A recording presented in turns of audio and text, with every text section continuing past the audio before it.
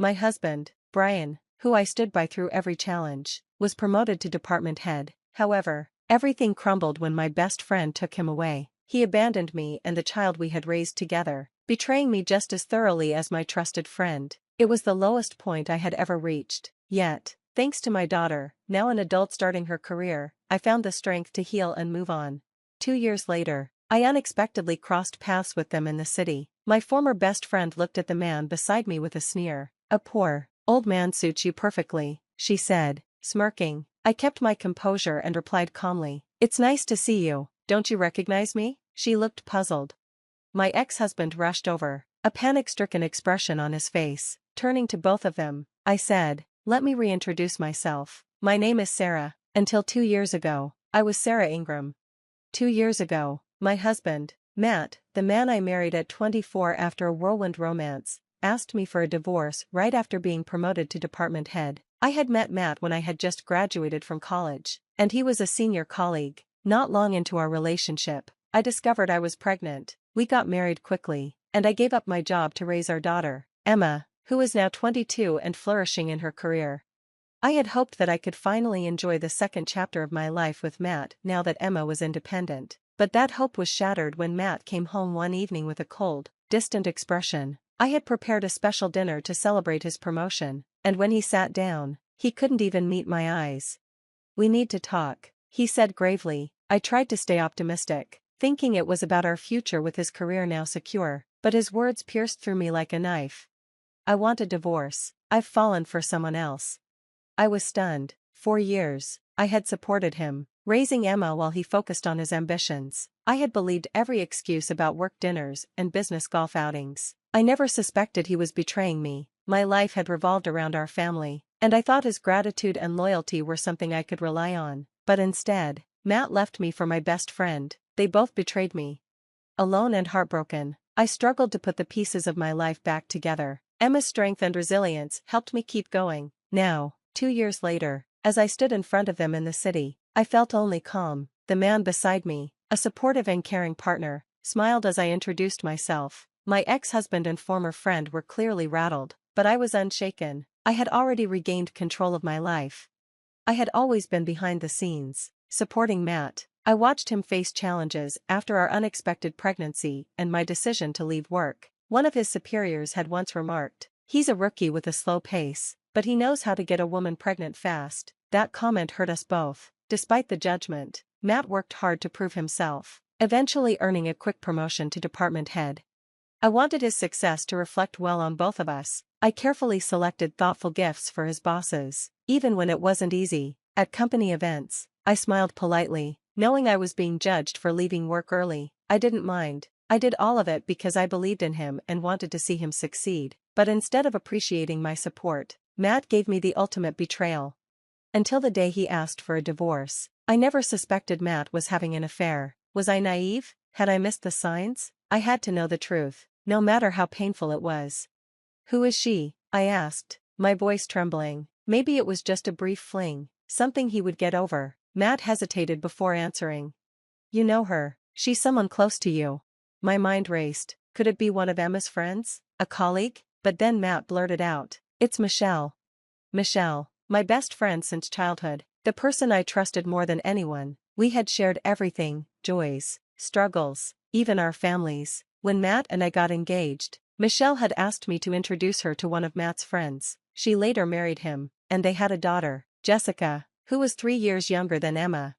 For years, we bonded over parenting, barbecues, and advice. I never imagined she would betray me like this. Memories of Michelle came flooding back. Once, when I was holding on to some of Emma's old clothes, Michelle had joked, "Holding on to these things? That's the sign of a toxic parent. It's just stuff. Sarah, you need to let go." Her words stung, but I tried to be less sentimental. I even gave Michelle some of Emma's old clothes as hand-me-downs, though I struggled to part with one item, Emma's preschool uniform. It held too many memories.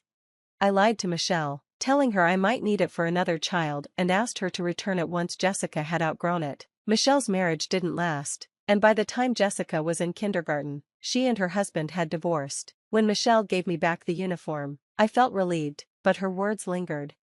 "Must be nice to be a housewife, huh, Sarah? I'm still dating." but as a single parent, I can't give Jessica a sibling. At the time, Michelle hadn't shared the details of her marital troubles. I empathized with her struggles, but I was also dealing with my own. I had wanted a second child, but Matt's long hours and lack of interest had put that dream to rest. I let go of that hope, feeling grateful in some ways that I was better off than Michelle. But now, hearing Matt speak her name, the betrayal cut deeper. Michelle, who once accused me of dating my own husband, had now stolen him from me. "The guy you introduced me to left me for another woman," she had bitterly said once. I hadn't denied it, only smiled sympathetically. I never imagined she would turn around and do the same to me.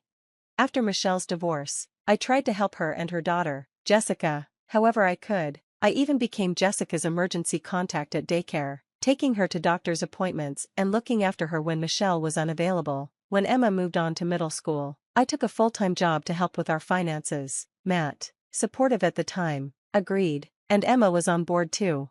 But now, everything had changed. The man who had once been my partner, the one I had supported for years, was gone, replaced by my best friend. Yet, I had rebuilt my life and was no longer held back by their betrayal. After years of dedicating myself to my family, I was finally ready to start a new phase of my life. Working full-time meant I could no longer be there for Jessica after school. Michelle and I made adjustments, and soon Jessica was coming home to an empty house. I figured it wasn't my responsibility anymore, and life just kept moving forward. As the years passed, Michelle and I saw less of each other. We didn't meet up as often as we used to when the kids were younger, but she remained my closest friend, that is, until one day, when Matt's unexpected words destroyed everything.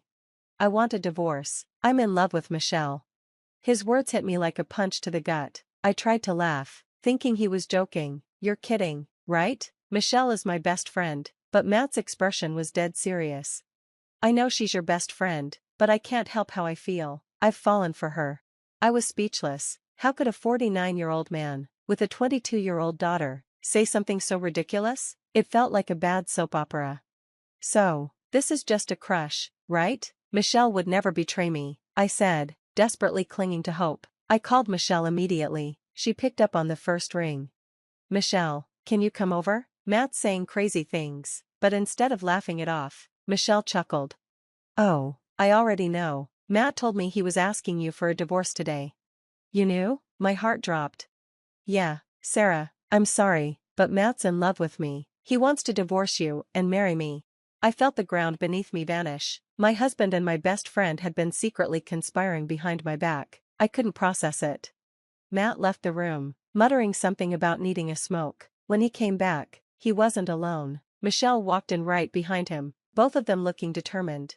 "Sarah, I'm really sorry," Matt said, "but Michelle is the one for me now."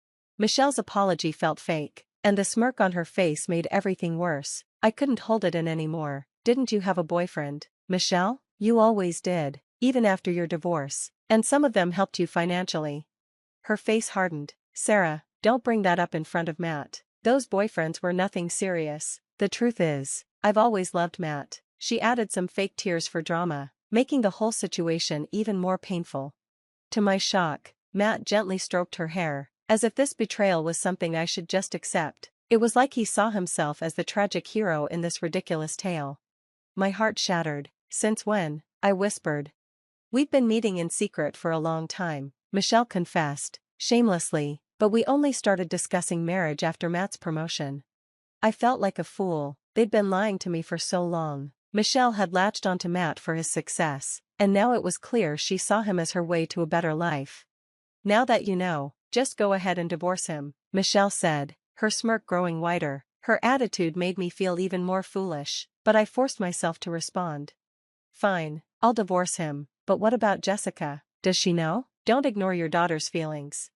Matt briefly looked guilty but muttered, "Jessica turned 18 and moved out. She's no longer my responsibility. It's probably your fault she turned out so defiant with all the time you spent with her."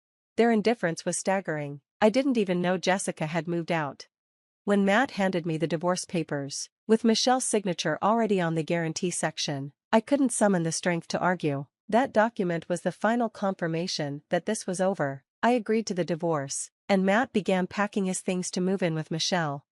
I never imagined Michelle would treat my husband like an old possession to discard, but here we were.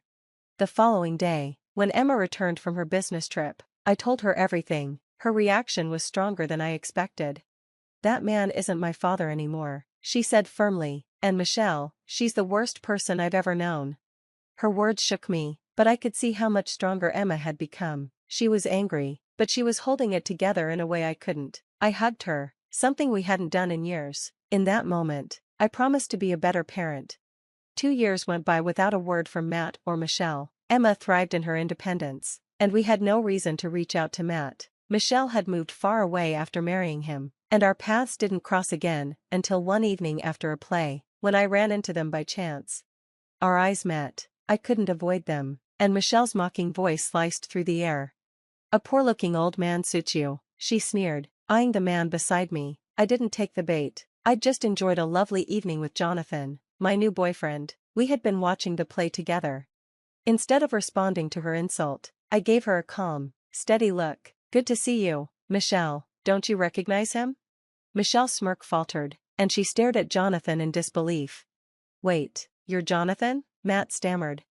Jonathan had been Matt's senior at the company, mentoring him when Matt first started. I hadn't known this at the time, but we'd reconnected through a mutual acquaintance. That's how we began dating. Michelle's face twisted as the memory came rushing back. I had once introduced Jonathan to her as a potential partner, but she had dismissed him, saying he was too old and not stylish enough. Now, Jonathan was a completely different man, polished, refined, and successful. Michelle's shallow nature had blinded her to his worth. Jonathan spoke calmly. "Relax, Michelle. It's not a big company, and my income isn't huge, but starting my own business worked out for the best." Michelle's eyes widened. "What? He's a CEO?" she blurted. "If I'd known that, I wouldn't have married Matt. He's so cheap." Her crudeness made me feel sorry for her. Jonathan, unfazed, shrugged. "It's not about titles, Michelle. It's about character." I then noticed Emma and Jessica nearby, having overheard the exchange. Guilt swept over me. They shouldn't have had to see this, but their faces showed no shock. They were resolute. "Still relying on men after all these years," Emma said, her voice cutting.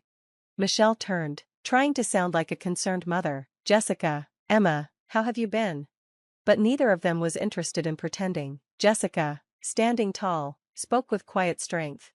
"I loved you once, Mom, but after the divorce, you dated random men and moved us around. It made me uncomfortable. I used to wish Miss Sarah was my mom."